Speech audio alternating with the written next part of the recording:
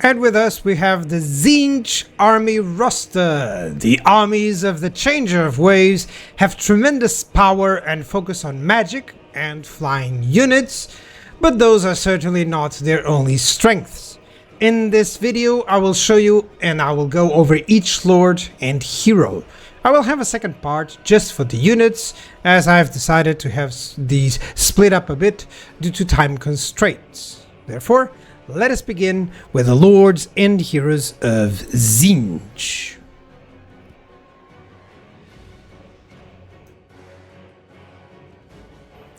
Therefore, they have some advantages in the army, mainly that they have great infantry, good missiles, good monstrous infantry, good cavalry, and great single entities and flyers. In fact, it's difficult to put the flyers because they're about missile flyers, they're about monstrous flyers, cavalry flyers, they have everything, and single entities, of course. And in terms of disadvantages, there's a few. They do lack a little bit in terms of research bonuses, which is kind of strange that the Changer of Waves changes his units the least. They rely a little bit too much on magic and abilities, which means that it is heavy to micromanage. It can be difficult to control and to effectively use the forces of Tzeentch.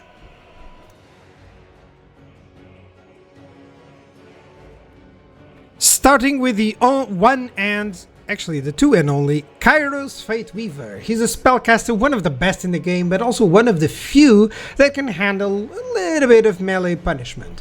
It's not like he has a lot of armor, and he does have an abysmal melee defense, but the ability to fly, the speed should not be underestimated. With armor piercing and magical damage, he can at least take care of similar casters, while flying out of harm's way from others. Of course, never neglect casting with Kairos, as that is his main purpose forever and forever and ever. You gotta cast with this guy.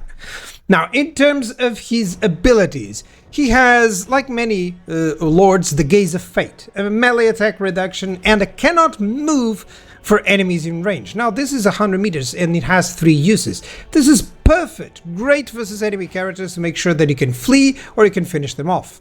Then you also have Hidden in Time, and 2 charges of Unspottable and Stalk, literally just to move away. So once more, you have a chance to move away. If you have to stay there, you have Oracle of Eternity, a damage resistance of a whopping 44% ward save for your lord.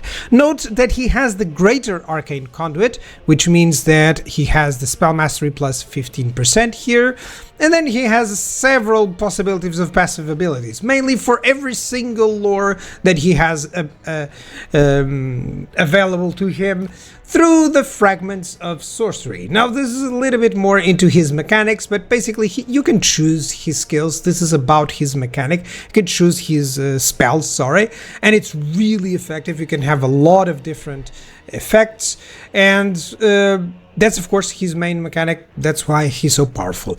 In addition, we also have Prismatic Plurality, decreasing the cooldowns, and a passive ability, the Fires of Change, a damage resistance, so a ward save plus 10%, affecting allies in range whenever he's casting, which is a lot because he's casting all the freaking time. So in essence, that's one of the ideas of this guy. Keep casting and keep giving those buffs. He also has access to the Staff of Tomorrow, which decreases the cooldowns by 120 seconds, which is basically everything. So you can cast and then you can cast again. You guessed it. Let's move on to the Changeling, another spellcaster with a very special and unique ability of shapeshifting into another character. This gives him tremendous combat flexibility, which is good because his regular stats are, of course, abysmal as a typical caster. I think he has one of the least guys that I want to go into battle with. At least he has Stalk, so he can stay out of harm's way. It's difficult for the enemy to find him a little bit, but typically you should try to have a better form for him to fight, or at least endure punishment.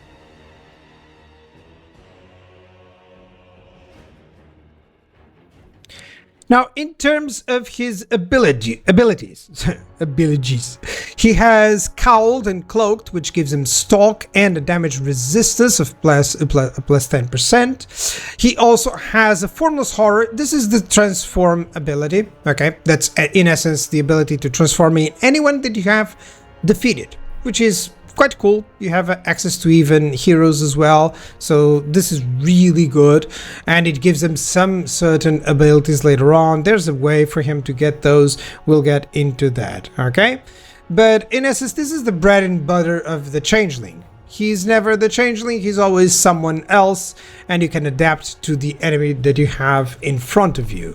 Now, in terms of that specific ability, it can change later on to Red Hot Jape, which means that it can use the battle abilities of the form, and 1000 Faces, which means that it can assume the form spells, which basically means that you can literally have a Skarbrand if you wish. Literally you can have a Kugath if you wish as the Changeling.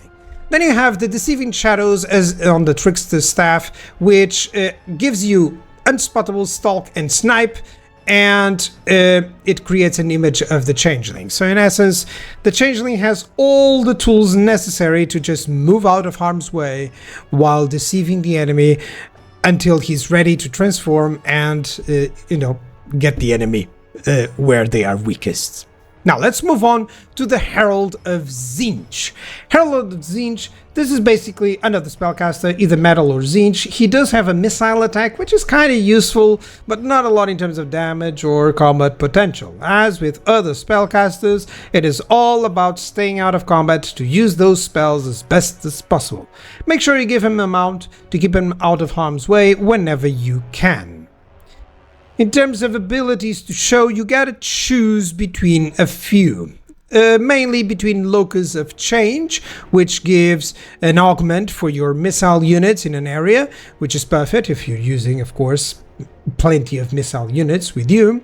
You also have the Locus of Conjuration, which this ability affects the power recharge of allies up to 3. So in essence, if you have a lot of spellcasters, which we'll eventually have with Tzeentch, you can also take the Locus of Conjuration, or you can go with the Locus of Transmogrification. If you prefer the summon units, summons a unit of Blue Horrors. It's not like they're great units, but summons always have a good purpose. They always have a good purpose. You also have the Greater Loki, which augments the number of uses and some the length and duration of some of the other locus, which is perfect for the Herald of Tzeentch. Now for the Exalted Lord of Change, you can have him as Force, either as Metal or as Tzeentch, but he's a spellcaster, much better fighting stats. Even though he lacks a shield or decent armor, he can fight similar spellcasters or lower quality lords. Flying is of course his best tool, so he can cast while being close to the target and dive on anything he can take out. Just of course, remember he's big, but he falls easily, so be wary. In terms of abilities, just to ensure, he does have Prismatic Plurality from the start, okay, so giving him the decreased cooldowns, and he also has the Spell Mastery, which is there, which is also important to always have. Gaze of Fate, this is always cool to have because that cannot move melee attack. This is a get out of jail card, really. If the enemy lord approaches, just put that in him and that's it. Or you can use this, the Hidden in Time, which gives him Unspottable and Stalk, and that's perfect exactly for the same idea. In addition, you do have the Touch of Dust, which gives Unraveling Existence, which is basically a better version of Executioner. In essence, gives his attacks damage per second, and then execute when below 20% hit points, which is awesome. He also has access to Greater Arcane Conduit, giving him further Spell Mastery plus 15%. Okay, this is always important to note that there's slight differences between the lords. I'll mention them whenever I spot them. Of course, if I didn't, let me know. Chaos Lord of Tzeentch, finally a melee lord. Armored, shielded, much better fighter, both armor piercing and damage versus large. He's perfect to deal with enemy single entities, including enemy lords, and he's very tanky, lots of armor, melee defense. Just be aware he lacks a little bit of hit points. Make sure you benefit from that barrier, otherwise he can fall easily. So he's a good lord to be near the front line to assist your forces. And the abilities kinda go towards that. Heroic killing blow, of course, a nice ability to give him a lot of damage, to finish off an enemy hero or lord. Gaze of Fate, you've seen this, of course, similar to the other lords. Great that it freezes the target in place. It could just be the cannot move. Even without the melee attack, it would be perfect, and that's already great. And then he has the Paragon of Change. This is a barrier replenishment, essentially a regeneration rate aura that affects allies in range. So once more, he can go at the front, he can help out his allies really well. Note that one specific that he has is on the red line, the Change or Die, giving him ward save plus 20% and leadership to allies in range. He's the only one to have this, so of course in reinforcing the idea that you use him from the front. Moving on to the Chaos Social Lord of Tzeentch. Now, he's a spellcaster, but armored, no shield, rather decent combat skills. It's not like he's gonna be beating enemy lords, but you can expect him to survive more than he kills other entities. Like good armor, good melee defense, that's what you kind of want to at least survive a little bit more, right? Of course, his main use is always his spells, so just treat him a bit more as a lord that can cast and still fight a little bit. Then you have the abilities, which are excellent actually, because he does have spell mastery, which is very good, but he also has access to the Gaze of Fate. You've seen this one, of course. Melee attack, cannot move. Cast him on an enemy target, focus fire him, he's gone. Then you have Paragon of Change, regen barrier for allies in range, so he can still go ahead and do the same as the Chaos Lord of Tzeentch, but remember, he has Stand or Die, which enhances melee defense instead of giving a whopping ward save. So that's the main difference that I would say between this Chaos Lord of Tzeentch and the Chaos Sorcerer Lord. Moving on to the Demon Prince of Tzeentch. Now he's a spellcaster, another one, flyer, a bit better damage dealer than others, but still no armor piercing damage, which is a problem. So you should really try to stay out of fight unless the enemy is like a weak flying spellcaster themselves, or they are on the verge of death. But he has other uses because of his spells, because he flies, because of his abilities, as you're going to see, and his high hit point count. He can still go around and do some damage himself. Okay, now the biggest idea here is that, of course, that he flies, has a nice charge bonus, so fly in, whoop in, and get out. Perfect to dive on enemy artillery, for instance, if you have that possibility. But remember, as always, that he's a demon, so be careful with that. Don't get him in prolonged combat. Now, passive ability, he does have a mixed lore of Tzeentch and metal. By the way, I wanted to speak about that before. Now, Arcane Flight, while he's flying and the Winds of Magic is 15 or greater, he has plus 15% spell mastery, which is great. He also has access to the Gaze of Fate, like others, always very useful spell, especially for his playstyle. He can go in, he can lock an enemy that is going against him and do whatever he needs to do. And then the Paragon of Change, he can then return to the fight with the melee forces and give them that replenishment of their barrier. Do note that he has Demonic Onslaught, so it's great for that charge bonus, base weapon damage and base armor piercing weapon damage. It's so bad that he doesn't have armor piercing. I wish they would give him. Worth to note that he gets Stand or Die instead of that Change or Die, which would have been better, but still, that's a good lord to have. Now, moving on to heroes. And we have the basic caster hero, the Iridescent Horror. Typical spellcaster here, very low combat skills, a ranged attack, does some fire damage and magical damage, which is still useful. Overall, you do bring him to ensure that you have a secondary caster, since most of your lords do have some form of casting ability, and to create that additional option of mixed lores. Always try to have some mixed lores with Tzeentch, as that's very powerful. Put him on a flying mount as soon as you are able to avoid combat, as he'll likely be abysmal on it. You know, even flying other casters is always a problem. In terms of abilities, he does have the same to choose between Locus of Change, affecting allies' missile damage, so he's perfect for those missile-heavy armies, okay, to use this. Or you can use the Locus of Conjuration, which is good when you have a lot of spellcasters, of course, affecting power recharge of allies.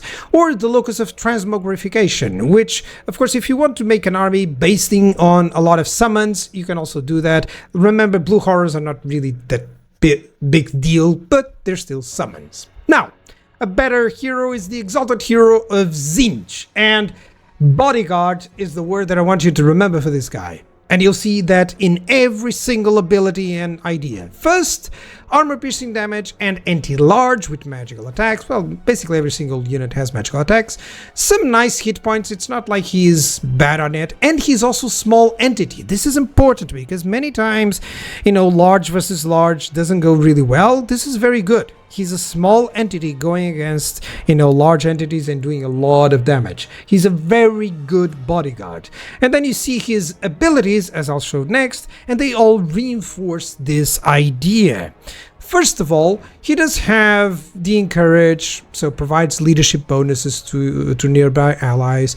He does have the Charge Reflection, so it's not really easy to charge on him. Then he can go for Stand or Die, so he can be very good on the front lines, helping your allies while still being a powerful bodyguard.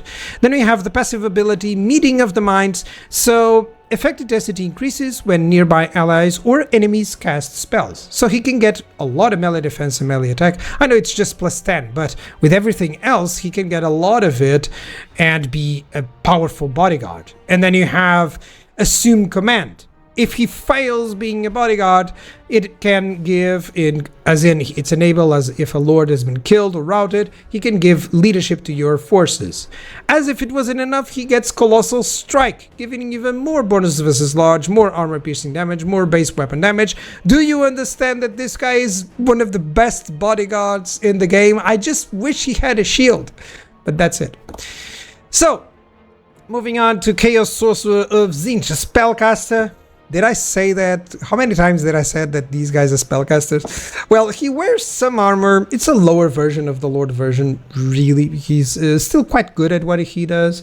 Support the backline with his spells. Survive a bit more punishment with that armor. Just make sure that you're not deceived by his awesome looking appearance. This guy still is squishy. He has, for abilities, in essence, just one, really. He has Spell Mastery, which is important to have because many abilities affect that Spell Mastery, okay? But overall, he can only get Arcane Blaze, a bound spell of Fireball, which is not a bad spell to have. 4 charges, it's more than you'll need during a battle, unless you're fighting like 4v4. But it's still nice to have a good magic missile, one of the best in the game.